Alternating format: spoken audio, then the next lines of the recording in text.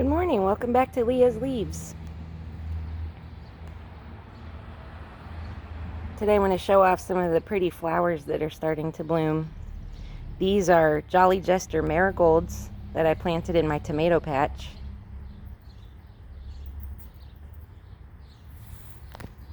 They're such a fun design.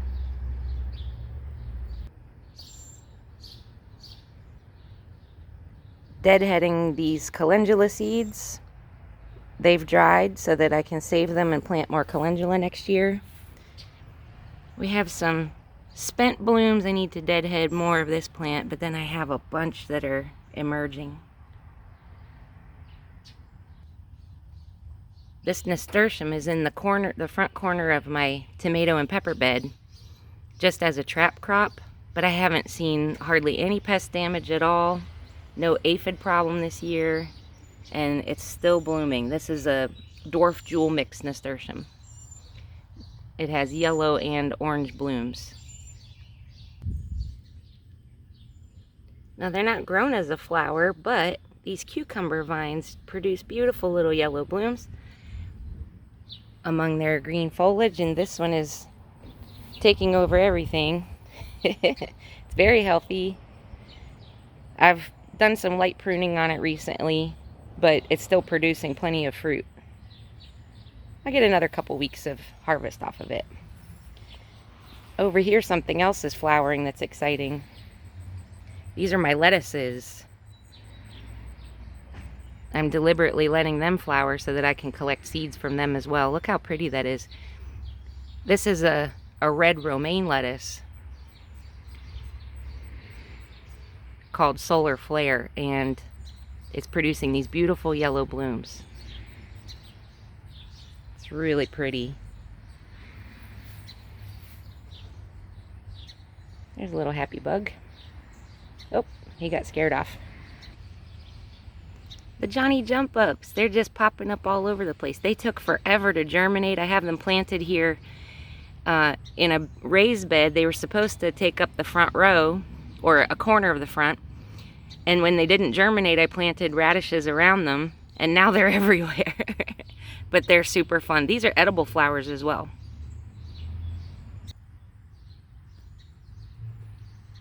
These are pretty borage blooms. Borage is a medicinal and edible herb that produce these beautiful blue flowers. More coming. You can see all the unopened pods. I'm so happy about the, oh, look at that. Isn't that pretty with the bee on it?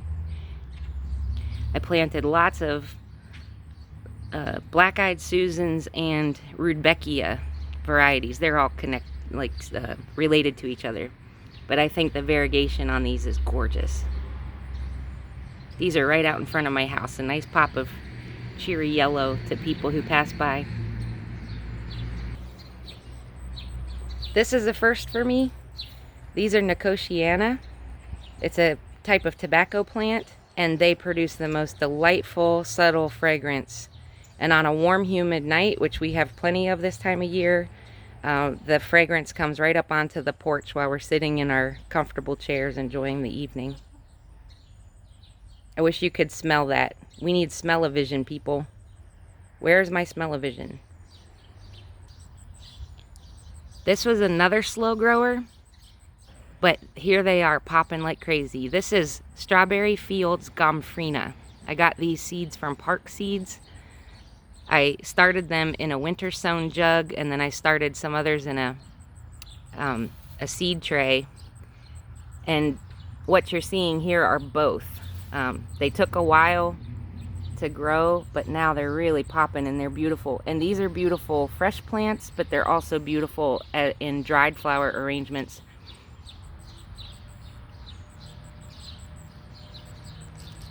Look at that little tuft of, there we go. Let's see if I can get it into focus.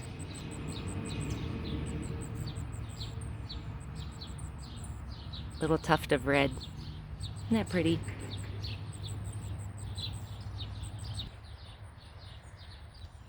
This is maybe the most exciting thing that's happening in the garden this week, is the hollyhocks are blooming. This is my first time growing hollyhocks. I grew these from seed. They're a big plant. They take a long time to grow, but look, they're finally opening up, and they're different colors. That one is a carnation pink, but the one right next to it, you can see it hiding back there, is more of a fuchsia color. And what you see growing around it is part of my red noodle bean plant here that's growing up a teepee trellis and doing marvelously.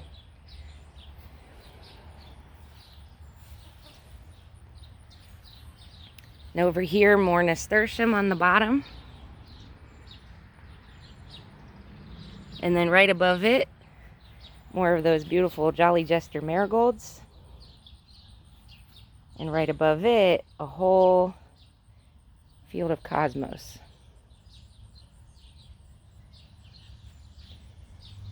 And then just after the cosmos, we'll come over here and see all this activity on the lilies. Another beautiful fragrant flower.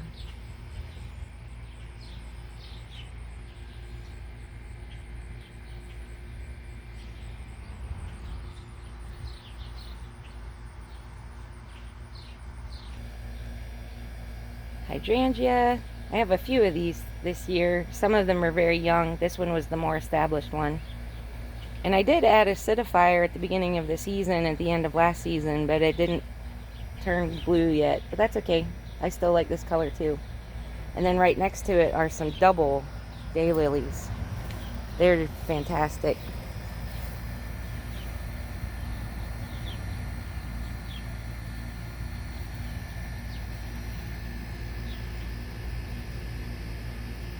Pretty double blooms.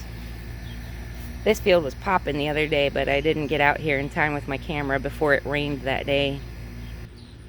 This is a Campfire Rudbeckia. Isn't that neat how it flares out like the sun from dark to light? Next to some cosmos.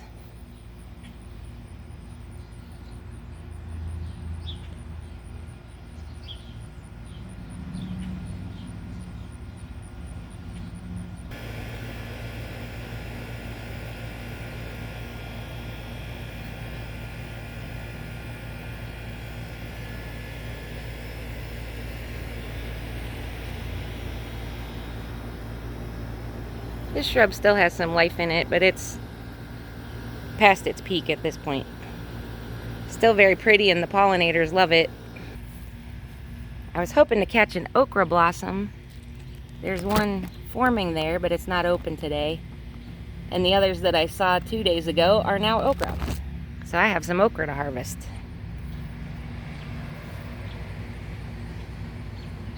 Hello, Morning Glory.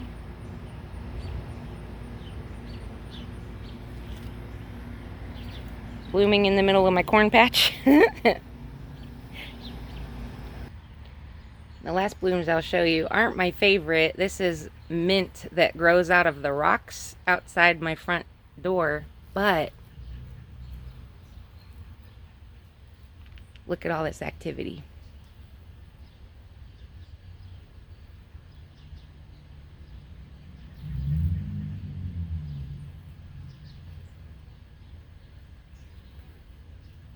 You gotta love it.